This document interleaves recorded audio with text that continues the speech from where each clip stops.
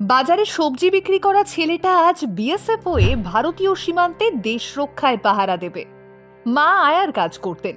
বাড়িতে ভাঙা ঘর ছিল বলে আত্মীয়রাও যাদের পরিচয় দিতে লজ্জা পেতেন, আজ সেই ঘরের ছেলেটাই বর্ডার সিকিউরিটি ফোর্সের হয়ে দেশকে রক্ষা করবে। কথায় বলে, ছেঁড়া কাঁথায় শুয়েও যারা আকাশ ছোঁয়ার স্বপ্ন দেখে, ওপরওয়ালা তাদের সহায় হন। আর যারা অবহেলা করে আজ, তারাই একটা সময় হাততালি দেয় পরে। শুধু সৎ পথে পরিশ্রম করে লড়াইটা চালিয়ে যেতে হয়। কোচবিহারের দিনহাটার একটা ছোট্ট গ্রাম, যেখানে চারপাশের পাকা বাড়ির ভিড়ে মাথা নিচু করে দাঁড়িয়ে থাকতো একটা কাঁচা ঘর। সেই ঘরেই থাকতো মাসুদ মিয়া। আর সেই ঘরের এই ছেলেই আজ দেশের সীমান্ত রক্ষা করার দায়িত্বটা পেয়েছে। না, এটা শুধু একটা চাকরি পাওয়ার গল্প নয়, এটা এক পরিবারের রক্ত জল করা পরিশ্রম আর সমাজের অবহেলার বিরুদ্ধে এক অসম লড়াইয়ে জয়ী হওয়ার গল্প। মাসুদ এবং তার বোন দুজনেই বড় হয়েছে অভাবের সঙ্গে যুদ্ধ করে। বাবা বয়জার মিয়া অসুস্থ হয়ে পড়লে সংসারের হাল ধরেন মা। লোকের বাড়িতে কাজ করা থেকে শুরু করে অন্যের জমিতে কামলা খাটা। কখনোই কোনো কাজ ছোট বলে মনে করেননি, শুধুমাত্র সন্তানদের মুখে দুমুঠো অন্ন তুলে দেওয়ার জন্যে।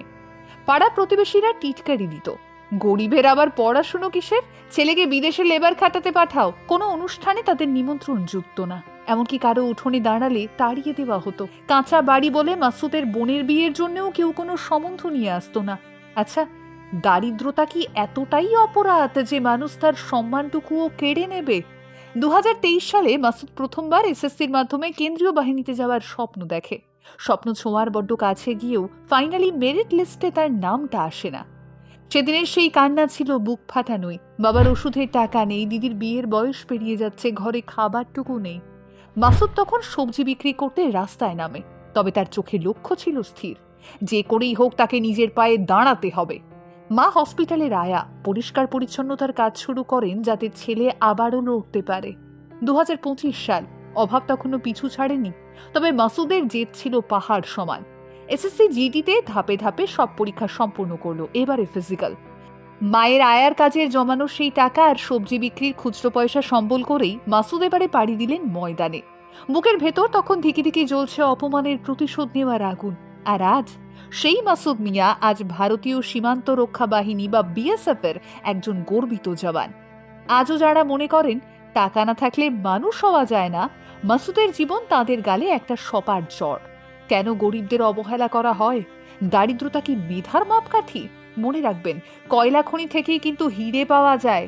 যারা সবসময় মাসুদের পরিবারকে তুচ্ছতাচ্ছিল্য করত, আজ তারাই মাসুদের উর্দির দিকে তাকিয়ে স্যালুট ঠুকতে বাধ্য হবে। সম্মান টাকা দিয়ে কেনা যায় না, তা অর্জন করতে হয় পরিশ্রম দিয়ে। ভারতের প্রতিটা দরিদ্র পরিবারের সন্তানকেই তাই বলার, তোমাদের ঘর ভাঙা হতে পারে, কিন্তু মনোবল যেন না ভাঙে। ভারতীয় সেনাবাহিনী বা আধা সামরিক বাহিনী কোনো ধনী রাঙিনা তো নয়, এটা দেশপ্রেম আর লড়াকু যোদ্ধাদের জায়গা। তোমাদের হাতের কঠোর পরিশ্রমের ছাপই বলে দেয় তোমরা দেশের জন্য কতটা ত্যাগ করতে প্রস্তুত। মাসুদদের মতো তোমরাও জেগে ওঠো, দারিদ্রতাকে ঢাল বানিয়ে নয়, বরং জেদ বানিয়ে লড়াইটা জারি রাখো, লক্ষ্য স্থির রাখো। দেশের সীমান্ত রক্ষা করা হোক কিংবা নিজেদের মতো করে নিজেদের পরিচয় তৈরি করা, কোনো ক্ষেত্রেই দারিদ্রতা বাধা হতে পারে না, বরং সাধারণরাই তো উদাহরণ হয়, তাই না? মাসুদ প্রমাণ করেছে, বাবা মায়ের আশীর্বাদ আর নিজের সততা থাকলে একদিনে না হলেও একদিন ঠিক ভাগ্য বদলে যায়। আজ দিনহাটার সেই ভাঙা ঘরে শুধুই খুশির আলো জ্বলছে। মা বাবার চোখের জল আজ আর কষ্টের নয়, গর্বের। দ্য কোব আনটোল্ড। প্রতিদিন মোটিভেশনাল এবং হিস্টোরিক্যাল বিভিন্ন ভিডিও দেখার জন্য অবশ্যই চোখ রাখুন আমাদের পেজে।